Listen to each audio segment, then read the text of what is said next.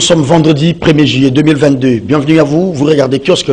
L'actualité ce matin, décryptage de ces discours du président de la République, discours à la nation, à la fête, en faveur de la fête du 30 juin, indépendance, plusieurs événements. Le chef de l'État qui a honoré le premier ministre Patrice Emery Lumumba, héros national, le président de la République, et qui a fait un discours dans un contexte un peu particulier. Le contexte, il est sécuritaire, il est aussi diplomatique. La question de l'Est de la République, Félix Tshisekedi a réaffirmé sa détermination à défendre l'intégrité territoriale. Les agresseurs, dit le président de la République, seront repoussés hors de notre territoire national. Ni transaction, ni compromission pour l'intégrité territoriale. Ce sont les phrases trop fortes du président de la République. Il dit également, réaffirmer qu'aucun cahier des charges portant sur l'intégration automatique dans les forces de défense et de sécurité ou les demandes d'amnistie pour les crimes imprescriptibles ne sera accepté, dixit Félix Antoine Tshisekedi. Est-ce que le discours a été à la hauteur des attentes? Je ne réponds ni par oui, ni par non. Mais nous allons suivre les analyses des invités qui seront avec nous sur ce plateau. Nous sommes 1er juillet 2022. Retenez bien ces noms. Jeannot Bemba Saolona, 13 ans. Les sénateurs nous quittaient pendant que son fils, Jean-Pierre Bemba, était incarcéré à La Haye, aux Pays-Bas. Papa Jeannot nous avait quitté un certain 1er juillet 2009. Aujourd'hui, il totalise 13 ans dans l'au-delà. Clin d'œil à vous, très cher tonton Jeannot Bemba Saolona, le père biologique du promoteur de CCTV, Radio Liberté et de Canal Kin Télévision. Nous ne t'oublierons jamais.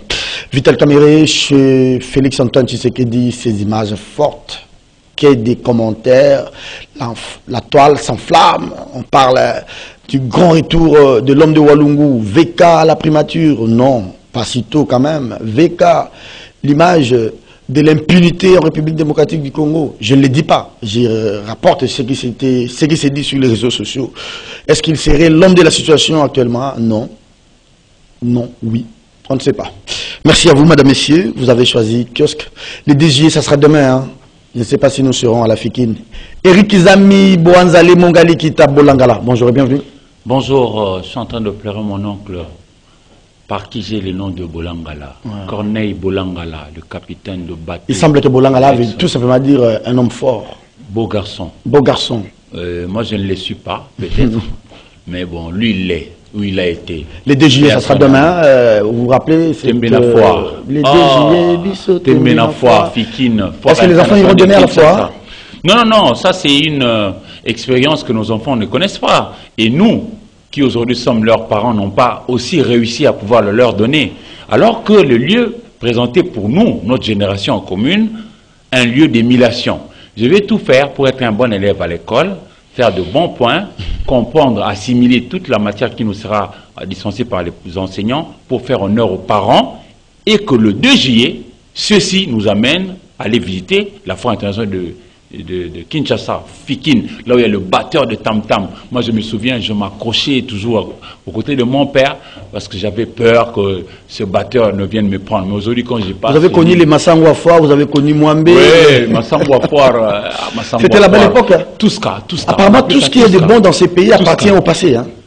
Eh bien, généralement, on est très, très flexible ou très, très fertile pour critiquer les autres qui sont passés.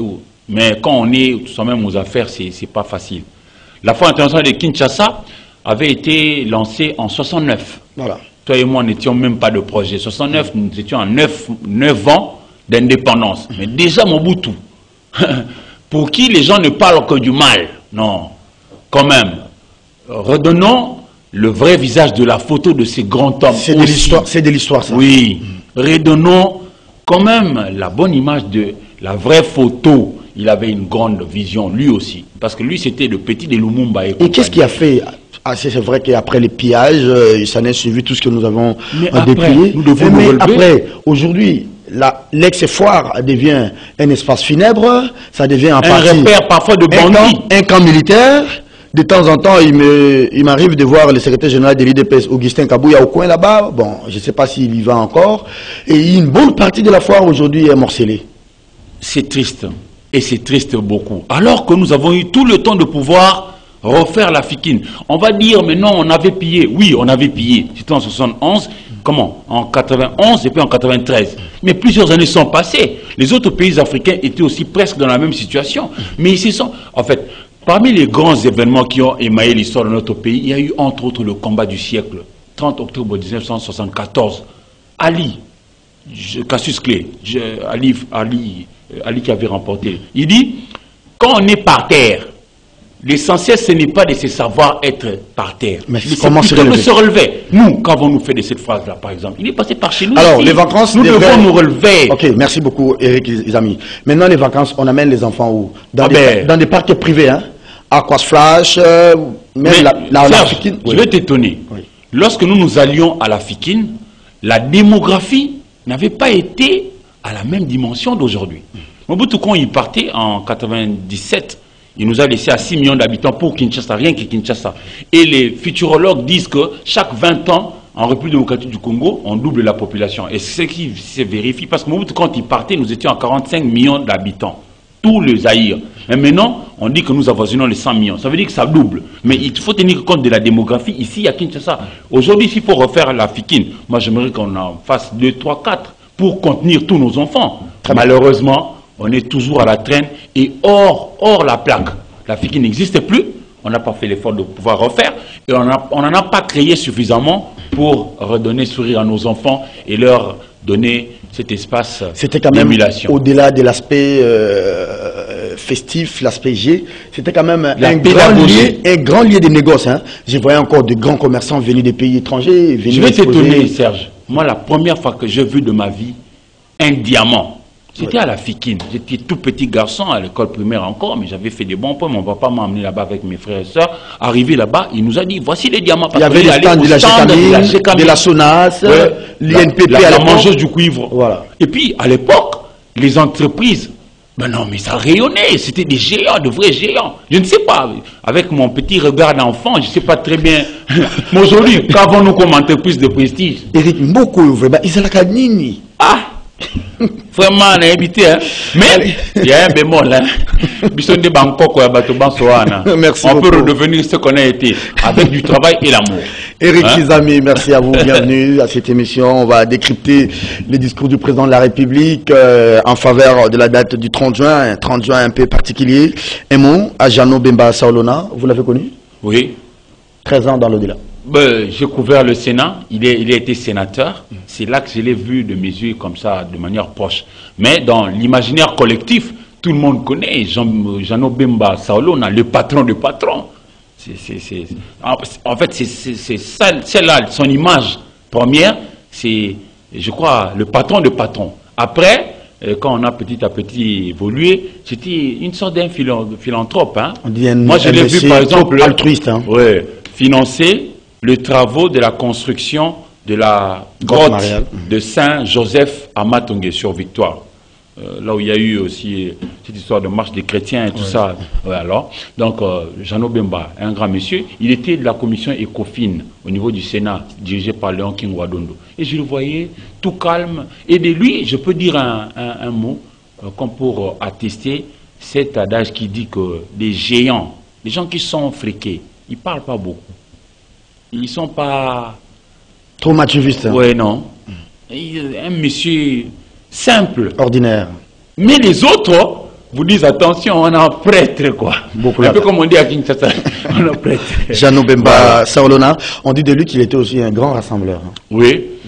Il fédérait les tendances dans les jeunes, les aînés, tout le monde, les femmes, les hommes et tout ça. Il aimait les autres. Il aimait les autres. Même si, bon, en l'homme, il n'y a toujours pas... tout ne doit pas être en blanc. Je ne le connais pas profondément jusqu'à aller creuser, mais c'est quelqu'un qui avait bonne réputation, travailleur, et puis dans la simplicité. Très bien, on va se limiter là. Il est mort pendant qu'il s'est battu pour la libération de son fils, Jean-Pierre Bemba. Hélas. Merci beaucoup, Eric. On va aller. Et il était clair, hein, pendant que la rébellion poussait, il dit fils, vous devez arrêter parce que si vous n'arrêtez pas, moi, ceci, c'est là. Il parlait en père. Vous voulez qu'on rouvre un peu cette parenthèse? Non, je vous. Il n'y a pas un problème, hein? Ne vous sentez pas gêné. Non, parce non, qu'à un moment, il était ministre du musée, ministre de l'économie. Pour la seule fois d'ailleurs, hein, voilà, parce qu'il n'avait pas avant été vraiment dans la politique active. Lui, il était plutôt dans ses affaires et puis ça prospérait. Et j'aurais voulu que nous ayons 100, pourquoi pas 1000 Jeannot Bemba aujourd'hui dans plusieurs secteurs. Si vous voulez ouvrir, la parenthèse que vous voulez ouvrir là, ouvrons-la, mais parlons de ce qui peut nous aider à... Quand on était enfant, vous et moi, on nous a parlé de l'Oswa Bumba. Bumba, aujourd'hui dans la province de la Mongala. Sibé Zahir, etc., etc. Où en sommes-nous? Pourquoi est-ce que chez nous, les parents peuvent arriver au niveau 1000, mais lorsqu'ils ne sont plus là, nous les enfants, nous ne savons pas maintenir ne serait-ce que le 1000 légué par le parent. Nous, les parents, quand ils lèguent 1000 à nous, qui venons, on fait redescendre la famille jusqu'à 0. Ça, je ne sais pas expliquer. Allez, nous prenons toutes les grandes familles que vous connaissez. C'est que le parent légué à la postérité. Qu'est-ce que nous, jeunes, avons-nous fait? On a des grands noms comme les Dokolo, les Bemba, les Kisombe, etc., etc. Allez, voici les grands titres de journaux. Rapidement, le temps de prendre les discours du président de la République. 70 ans après, Félix Tshisekedi honore Lumumba, allocution de son Excellence, Monsieur Félix Antoine Tshisekedi, président de la République. Titre Congo Nouveau. Cher Simon Bofunga, Monsieur l'éditeur, je vous dis grand bonjour et bonne fête de l'indépendance. Impact News de Joël Kadé Ndanga. Pourquoi Tony Mwaba Kazadi fait peur? Se demande donc ce journal à sa une. Après un long périple, deuxième manchette de Joël Kadé, Patrice Emery Lumumba trouve le repos. Titre exclamatif. Le vrai modérateur écrit à sa une célébration du 30 juin unique en son genre. Tshisekedi frappe fort. Oh là là. Je termine avec La République qui revient sur les enjeux électoraux 2023. Les grandes alliances. Discours du 30 juin, RDC-Rwanda, appel solennel à la mobilisation générale. Les appels à la mobilisation fusent de partout. Jean-Pierre Bemba, Martin Fayoulou, Moïse Katumbi Chapoué. Je suivais aussi ce matin les tweets de Célé Yalagouli, l'ancien ministre de l'Argentine nationale. Oui, qui Célé Yalagouli. Allez, on va prendre ce discours du président de la République. Je prends 2, 3, 4 phrases qui retiennent mon attention. Le président de la République, Éric Izami, il réaffirme de défendre l'intégrité territoriale. Il dit les agresseurs seront repoussés hors de notre territoire. Il dit le déploiement des forces régionales sera composé de troupes de certains pays amis. J'ai exigé et obtenu que le Rwanda n'y participe pas en raison de son engagement aux côtés des terroristes M23. C'est plus clair. Très clair, et dans son style élégant, le chef de l'État a eu un discours, à mon avis, responsable. Et d'ailleurs, chez nous, ce ne sont pas les discours qui ont manqué, mais moi je voudrais que l'on passe vraiment à l'action. C'est-à-dire que l'on respecte ce que l'on dit. Pour lui, j'adhère, lui au moins, il va à gauche et à droite, et on voit son côté volontaire à pouvoir... Il a une ligne. Mais encore faut-il que les autres acteurs de la scène politique l'accompagnent. Comment peut-on avoir à ce niveau, si nous sommes agressés dans la partie où on appelle Rutshuru, c'est l'un des territoires de la province du Nord Kivu, mais il y a des députés qui sont pointés du doigt comme quoi qu'ils sont de mèche avec l'ennemi. Ça ne va pas. Accompagnons le chef de l'État, qui que vous soyez. On l'a vu. L'autre fois, lors d'une émission ici, j'ai rappelé l'exemple que j'avais donné, c'était au niveau de la France. François Hollande était président de la République. Il était issu de rang de gauche. Nicolas Sarkozy, l'ancien président français, lui était venu de la droite. Quand il y a eu cette affaire des Bataclan. Oui, non, pas seulement Bataclan. On a décapité un curé, Saint-Antoine de Rouvray, quelque chose comme ça. Antoine de Rouvray. Les deux ont été assis côte à côte à la messe de suffrage de cet abbé-là, décapité en France. C'est-à-dire que là où s'arrête le débat politique, le langage politique, c'est le langage social qui devra l'emporter. Ici, c'est le Congo. Un peu comme disait Lumumba, ce n'est pas ma personne qui compte. Mais c'est le Congo, transcendant nos égos. Et ce qu'ils ont fait à gauche et à droite, je sens que le l'élan est bon. Mais encore faut-il le consolider. Quand il s'agit de la nation, on laisse de côté toutes nos divergences pour regarder et voir l'intérêt du Congo. Parce que vous savez, Serge, nos enfants, ils vont nous faire des comptes. Hein. Ils diront, mais papa, vous aussi, on vous a agressé. Donc l'option de l'intervention militaire demeure, mais pas avec le Rwanda. Mais absolument, le Rwanda nous a toujours fait des problèmes. Vous savez, je reviens encore au propos du ministre Lutundula. Le voisin qui ne t'a jamais vu avec une flèche, il n'aura jamais peur de toi. Alors nous devons, nous, recréer notre flèche. C'est l'armée. Nous sommes passés longtemps à côté de la plaque. Lors des assises de Santiti, il a été convenu que nous devrions recréer une armée réellement républicaine, nationale, professionnelle, mais aussi dissuasive. Nous ne manquons pas de bras. Nous avons suffisamment de jeunes, garçons comme filles. Imagine, Serge, nous avons 450 tribus en RDC et près de 250 dialectes. Imaginez, parce que l'un des bras importants de l'armée, c'est les services de sécurité. Imaginez seulement que nos agents de sécurité ne parlent qu'une langue. Je prends le cas des Yansi, par exemple. Même si tu es russe, même si tu es américain, comment tu vas intercepter nos messages? Dieu nous a doté tellement de valeurs. Utilisons-le à bon escient. Je crois qu'il est toujours possible de pouvoir bien faire. Moi, je suis de ceux qui pensent que nous pouvons toujours revenir je veux bien que nous puissions aller au-delà de ce beau discours, comme vous l'avez dit. Un beau discours, des phrases trop fortes. Chez nous, en français, on dit qu'en dire, c'est faire. Ah, mais bien penser et bien dire ne sont rien sans bien faire. Voilà. Ah, mais tu parles bien, tu décides bien, mais lorsque l'action va poser problème, la sanction sera négative. Malheureusement, c'est comme ça que je disais tantôt de l'entame. Je dis, le discours, c'est pas ce qui a manqué chez nous. Le chef de l'État était vraiment dans son élément. Et bon, il a parlé comme un père de la nation. Félicitations.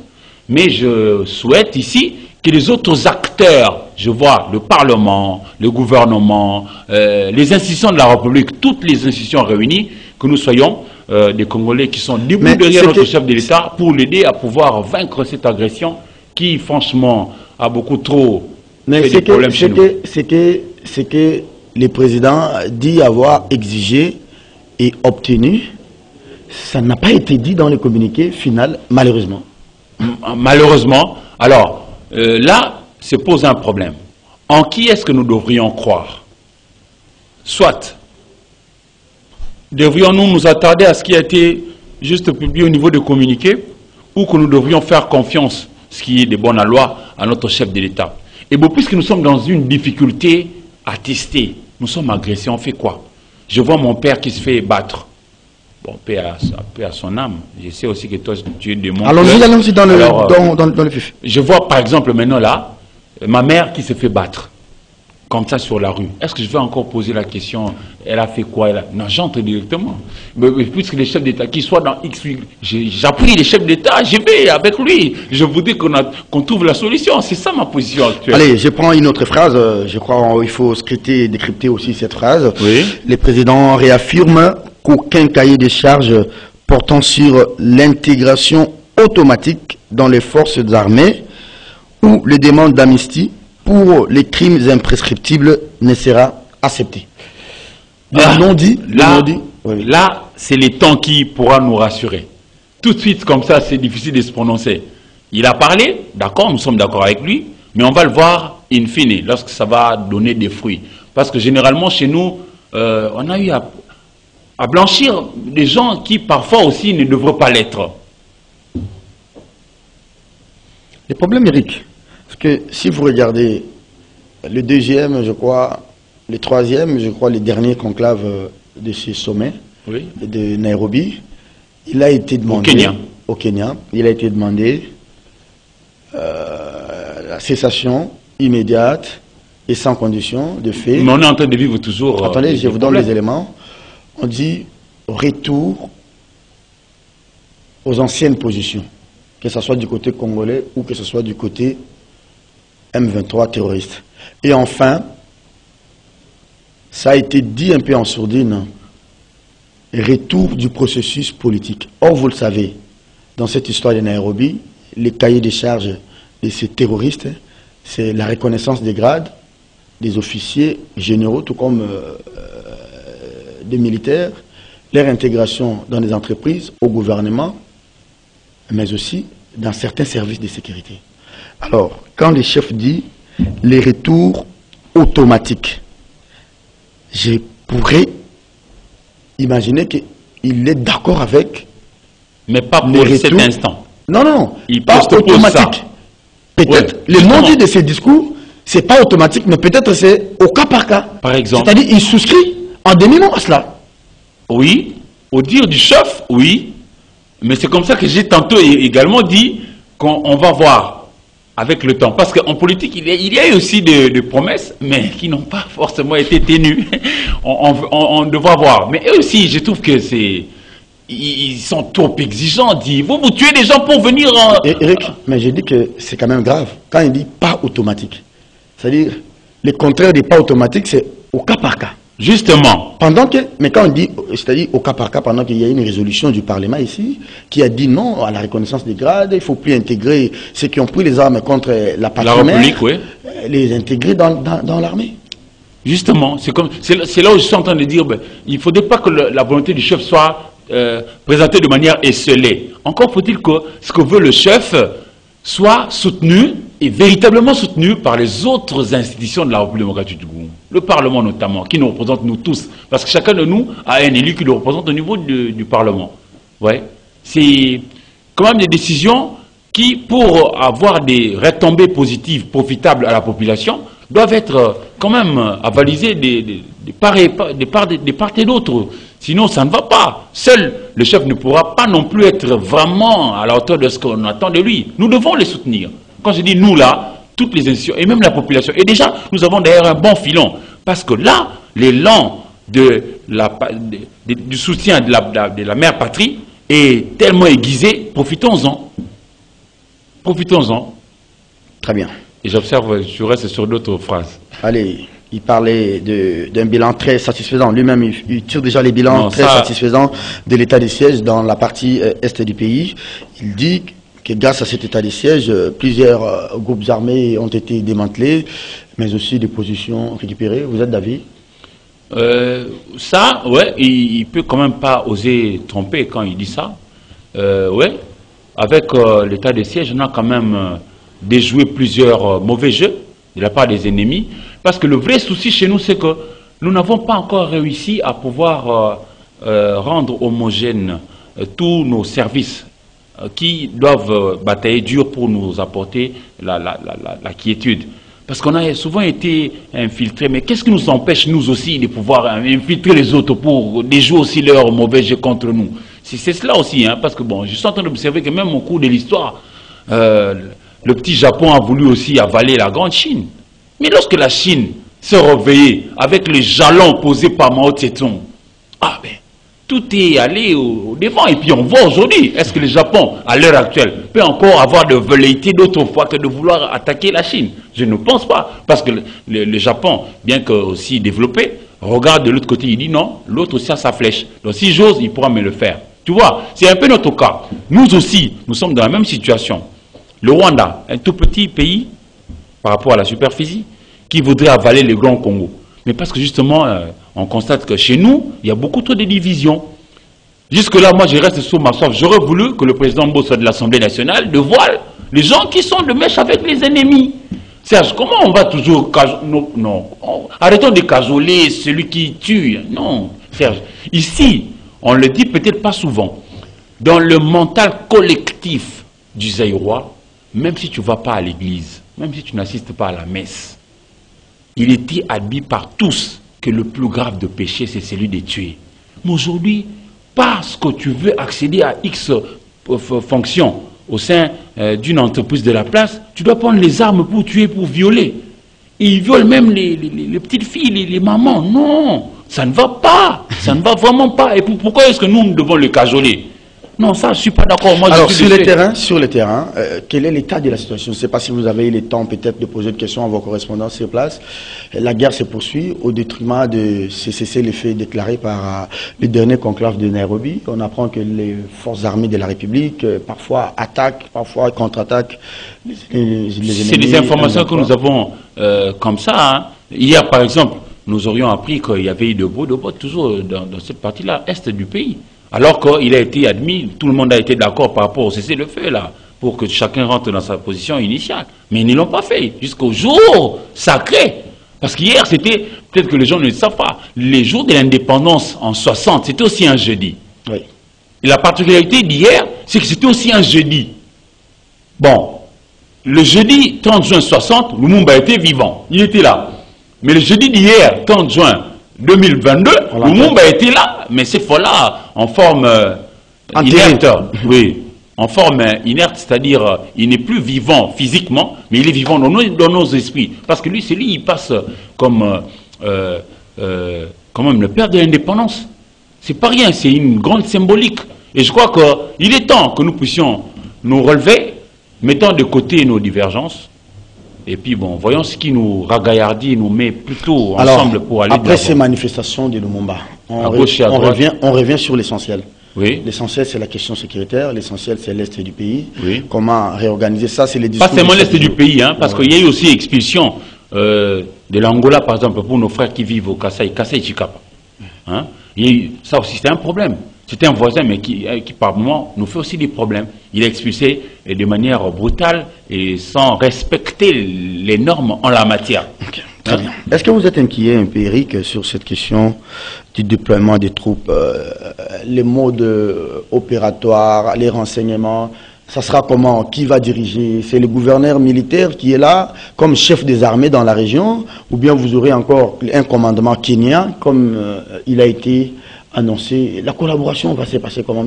C'est pas des factures à la fin Serge, pour payer? Mon frère Serge, je suis très inquiet, mais un peu comme je viens de le dire. Mais je n'ai pas beaucoup de choix. C'est mon père qui est battu. Je le vois en train de se faire laminer. Je fais quoi? Je ne pose pas de questions, j'adhère pour vouloir sauver. C'est cela. Mais je me pose une question. Nous avons les Nations Unies, auxquelles nous appartenons nous tous. Qui est ici ou qui sont ici? Les Nations Unies sont ici par la MONUSCO, depuis plus de 20 ans d'ailleurs. Toutes les forces, tout ce qu'on peut imaginer des puissants, mais ils sont là. Je ne sais pas si vous avez suivi la position de Bintou Keïta. Qui n'a pas... Attendez s'il vous plaît. D'abord son porte-parole qui a dit que la MONUSCO n'était pas informée de l'implication rwandaise dans ces dernières attaques. Ça, c'était le porte-parole de la MONUSCO qui disait ça. Mais hier ou avant-hier, Bintou Keïta participait à la réunion du Conseil de sécurité. Elle a explicitement dit qu'il y avait le soutien du Rwanda. Le Rwanda a servi de base arrière à ces mouvements terroristes de M23. Kinshasa a réagi pour désapprouver un peu cette duplicité de la par le ministre de Communication. Oui. Elle est légendaire, hein, cette duplicité. Oui, en fait, la duplicité là démontre le caractère cachotier de ceux qui passent pour être puissants, qui nous malmènent par devers nos voisins, qui remarquent de failles chez nous.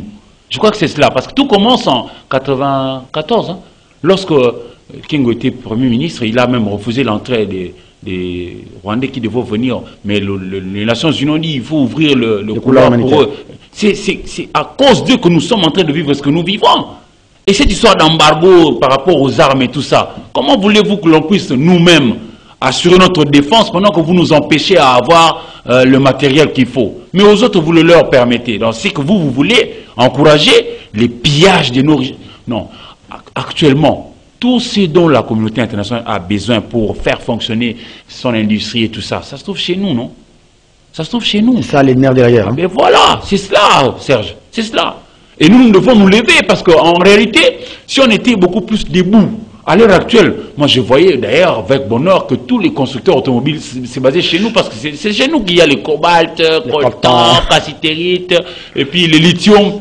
Et voilà pourquoi j'insiste toujours. Merci Eric. À chaque fois lorsque nous passons ici, nous disons à nos autorités, nous remarquons que vous déployez beaucoup d'efforts, mais tenez compte de la formation de la jeunesse. Le lithium que nous avons pour la fabrication de batteries va nécessiter des gens formés. On va aller au Palais de la Nation. On va aller au Palais de la Nation. Merci beaucoup à vous, Eric. Un mot à Lumumba. On va peut-être se quitter par lui. Mais d'abord, ces images, Vital Kamerhe, des accolades avec le président de la République, 2 ans après. Hein. Oui, 2 ans après. Ah, Vital Kamerhe, Lwakanigi Nikingi. Quelle analyse faites-vous de cette rencontre? Bon, m'inscrivant dans la logique de la paix, j'ai salué le fait qu'ils se sont rencontrés, parce que bon, nous sommes à la veille d'une année électorale, il ne faut pas oublier. Le grand rendez-vous attendu, entre autres par les Congolais, c'est les élections de 2023. Et en dehors de ça, toujours pour paraphraser Lumumba, il disait déjà en son temps que les Congolais n'auront pas seulement besoin de placer le bulletin dans l'urne, mais ils ont aussi besoin de la paix et du pain. Et pour les deux promesses, et la paix, nous n'avons pas, et le pain, nous n'en avons pas. Alors, pour revenir à ce que je disais, le chef de l'État a besoin des alliances. Et il disait aussi que non, Vital Kamerhe avait toujours un rôle à jouer dans l'espace. C'était un homme honnête. Tout ça, il l'a dit. Et puis bon, Vital Kamerhe, aujourd'hui, il l'avait. Dieu merci, il est là, il rentre, ça va. Je m'inscris vraiment dans la logique de la paix. Mais je voudrais aussi que l'on puisse regarder, si vraiment on a besoin de faire tabula rasa et puis avancer, de ne pas faire fixation sur Matata Ponyo également. S'il vous plaît. Vital Kamerhe, restons sur Vital Kamerhe. Justement, Vital Kamerhe est là. Attendez, je vous pose des questions, vous répondez, je vous complète ainsi. Vital Kamerhe, symbole de l'état de droit, la justice a dit le droit, ou Vital Kamerhe, symbole de l'impunité. Non, mais je n'oserais pas dire symbole de l'impunité parce que je n'ai pas de preuves qui peuvent me donner cette option-là que de dire... Donc c'est l'état de nous faisons confiance à la justice. La justice, les gens qui sont au niveau de la justice doivent, et ils le savent. Mais nous sommes journalistes. Cette émission, oui, l'émission, son rôle, c'est d'analyser. Analysons le fait. Vous dites qu'il y a eu 57 millions détournés. Tout est parti... Pas que 57 millions. Oui, oui. Donc, je prends le volet vital. Okay. Dans le volet vital, c'est les maisons préfabriquées. Okay. 57 millions. Il y a eu 3 chefs d'accusation. Détournement, blanchiment des capitaux, et puis le dernier chef d'accusation. Vous expulsez Thierry Taïmans, qui était le DG de Robank. Et, en contrepartie, il avait donné un peu d'argent. J'espère maintenant qu'on va restituer à Thierry Taïmans son argent. Parce que la justice a dit qu'il n'y avait pas eu de détournement. Mais Serge, il y a une difficulté. Oui. Entre autres, Vital Kamerhe avait dit aussi que tout ce qu'il faisait, le chef était au courant de ça. À ce sujet-là, qu'est-ce qu'on fait? Non, moi je dis ceci. Comme la justice a dit qu'il n'y a plus rien, il n'y a pas eu de détournement, il n'y a pas eu blanchiment de capitaux, même si l'argent que Djamal a sorti de la banque pour l'emmener au Liban, ce n'était pas les blanchiments de capitaux. Maintenant, c'est-à-dire, on doit restituer à Vital Kamerhe les 500 000 qu'il avait donnés pour la caution. On doit aussi restituer à Robank et à Thierry Taïmans l'argent de la caution qui a servi en vue de son expulsion. En tout cas, sincèrement... C'est la logique, non? Ouais, mais c'est une grosse difficulté. Ben, vous êtes analyste. Ah ben oui, une très grosse difficulté. En même temps, mon pays est agressé. Je suis en train de vouloir privilégier aussi la paix. Parce que quand on nous dit, je ne sais pas, mon plus grand regret dans ces procès, c'est le fait qu'aujourd'hui, presque tout le monde est dehors. Mais c'est un juge qui est décédé, un parent là, qui est mort. Il est mort parce qu'il faisait son boulot. On n'a pas non plus jusqu'aujourd'hui élucidé. C'est comme une pièce de théâtre. Hein? Voilà. Alors, je suis vraiment dans la difficulté, même les téléspectateurs qui nous suivent. Bon, moi je suis de ceux qui allaient s'aligner dans ce que... Là, je vais être philosophique. Hein? Malheureusement, Charles Baudelaire, le fleur du mal, il dit, pour que la loi du progrès existât, il aurait fallu que chacun voulu la créer. C'est-à-dire, vous qui êtes juge, faites votre boulot. Nous, journalistes, on va faire le nôtre. Dans l'opinion, parce que là, mais non, moi, je sais plutôt rentrer dedans parce que bon, c'est compliqué. Je suis dans une non, vous parlez. Vous êtes ici pour analyser. Oui, je le fais. Que vous êtes en difficulté. Je voudrais être modeste en même temps. Sinon, vous n'aurez pas votre place dans les émissions de débat. Je voudrais être modeste en même temps. Oui. Il y a eu mort d'un juge. Juge Yanni. Oui. Vital, dans l'opinion, c'est vrai que la justice ne suit toujours pas l'opinion. La justice n'est pas obligée de suivre ce que l'opinion. Mais c'est facile aujourd'hui pour Vital de se débarrasser de cette question des 57 millions. Est-ce que dans l'opinion, quand vous parlez avec des gens à la cité, ils disent que c'est vrai, Vital est innocent, bien c'est quelque chose qui va coller à la peau des VK? Ah, mais tu sais, chez nous, la diabolisation marche bien. Hein. C'est très difficile qu'ils s'en débarrassent tout de suite. Et l'opinion, c'est une notion assez générale. L'opinion, il n'y a pas qu'à Kinshasa, il faut faire le tour de 55 territoires. Mais j'imagine que c'est très difficile. Parce que chez nous, lorsqu'on a déjà lancé quelque chose, même si la vérité va venir après, c'est très difficile de l'extirper. Il y a eu des gens qui ont été cloués au pilori mais ils n'ont pas été forcément mauvais. Donc, en définitive, Soraya va récupérer sa parcelle-là que Djamal lui avait donnée. Toutes les parcelles de Maman Amida seront restituées, l'argent et tout. Donc, Et vous sentez la grosse difficulté. Comment vous pouvez oser donner à un monsieur de 82 ans autant d'argent comme ça? Et, non, déjà 82 ans, là on peut mourir aussi, hein, même bien avant 82 ans. Mais un vieux papa comme ça, de donner tout l'argent comme ça, il n'y a pas un seul Congolais qui puisse inspirer confiance, à qui on peut remettre cet argent et puis faire ce que nous avons besoin. Il jouera quel rôle demain politique? Il réorganiser son parti Ah ben, Vital, c'est... Est-ce qu'il peut encore exhumer politique, hein? Il peut exhumer l'accord... attendez. Il peut exhumer l'accord de Nairobi? Ah ben, possible. Possible. C'est ce qui créait Cash. Que je sache. Oui. Oui. C'était l'alliance qui a amené... Et d'ailleurs, je me rappelle, il y a même un grand journal qui avait titré « Les faiseurs de roi ». Il peut toujours jouer son rôle. Les soutiens du Tshisekedi du Niger que par un deuxième mandat pour Fathi? Oui, le deuxième mandat, mais bon... Non, c'est un homme de parole. Est-ce qu'il va respecter ses engagements, Félix? Bon, difficile à dire maintenant, mais on verra avec le temps. Parce que nous sommes vraiment à la veille, et remarque bien, de partout, nous allons vers des coalitions, déjà, en sourdine, petit à petit. Parce que de l'autre côté aussi, la CENI nous garantit, il réitère toujours sa bonne volonté à pouvoir nous offrir des bonnes élections en temps utile et tout ça, et puis on attend. Et de l'autre côté, chez les acteurs politiques, chacun est en train de ficeler son schéma pour pouvoir venir au devant de la population pour solliciter le suffrage. Et là, je sens aussi que le chef de l'État a besoin d'un allié parce que le bilan n'est pas celui que le Congo, pour dire vrai, le bilan n'est pas celui que nous on a. Je l'ai dit tantôt, nous n'avons ni le pain, ni la paix. Mais il faudra venir expliquer à la population. Et Vital passe pour quelqu'un qui, quand il prend la parole, il sait aussi comment argumenter. À toute situation, moi, à mon avis, selon ce qu'on m'a enseigné, il y a toujours des petites ici, il y a toujours... Exactement. Comment vous voyez Vital rebondir et capitaliser cet acquittement et rebondir comme un bon politique? On lui a posé la question par notre aîné, Christian Lusakono, demandant s'il peut probablement être chef du gouvernement. Il a dit non, mais là, il s'agit juste de servir le pays. C'est en politique qu'il le dit. On verra comment ça va évoluer.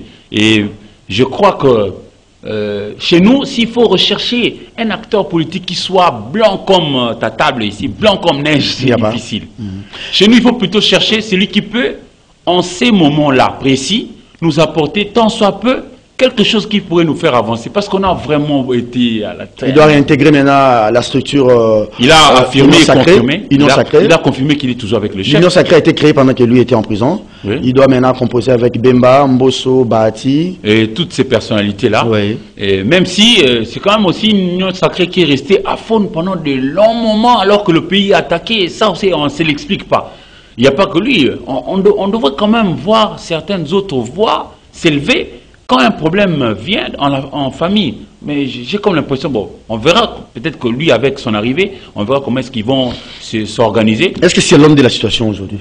On l'attend à la primature, ou on l'attend comme coordonnateur de l'Union sacrée, ou on l'entend comme, je lis Econews ce matin, de notre aîné Faustin Kwadiasiela, comme un conseiller, un conseiller spécial ou un conseiller principal occulte ou officiel du président de la République. Parce qu'il faudra le dire, hein, dans l'entourage de Félix, Vital passe difficilement. Vous avez vu tout ce que Bilonda avait déversé Non, non, s'il vous plaît. Vous avez vu la haine de Bilonda. Vous avez vu la haine de tous ses conseillers.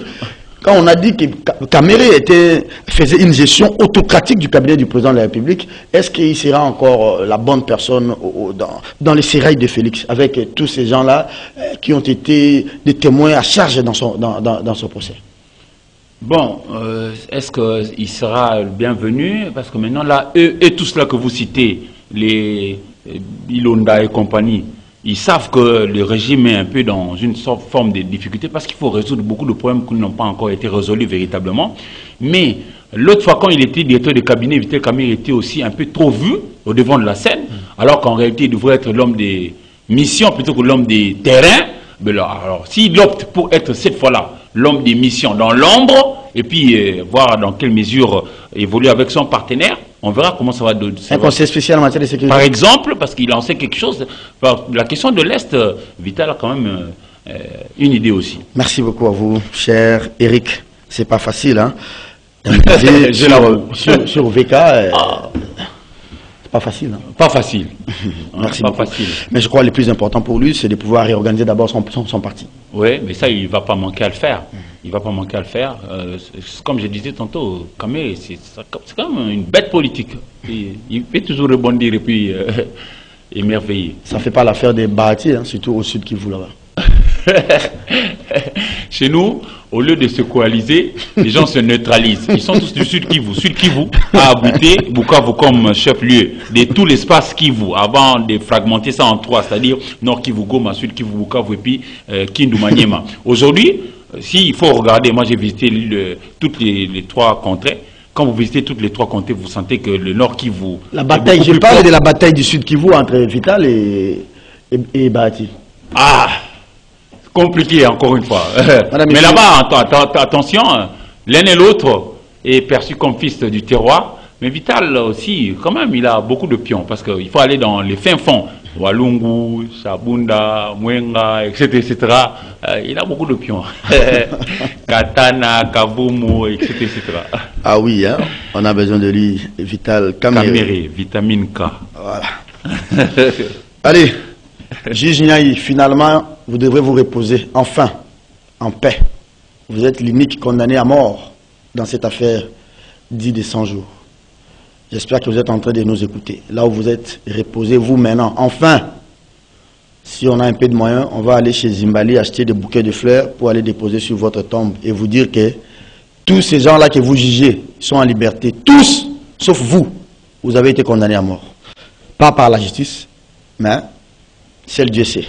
Madame, Monsieur, cette émission est terminée. Je vous dis grand merci de nous avoir suivis. Grand merci aussi à tous ces auditeurs qui nous suivaient en direct de la radio, parce que je rappelle que cette émission est prise en direct sur la 96.8, la Radio Liberté Kinshasa. Merci de nous resuivre en rediffusion à 18h. On ne va pas se retrouver demain, ça sera samedi. Je vous demande de suivre Club 50, un magazine aussi très élaboré pour suivre les analyses. Restez vigilants sur la question de l'Est. Tout à l'heure, vous aurez droit au journal télévisé. C'est à 13h sur les antennes de votre canal. Au revoir et très bon début de week-end et bon début du mois de juillet à tous.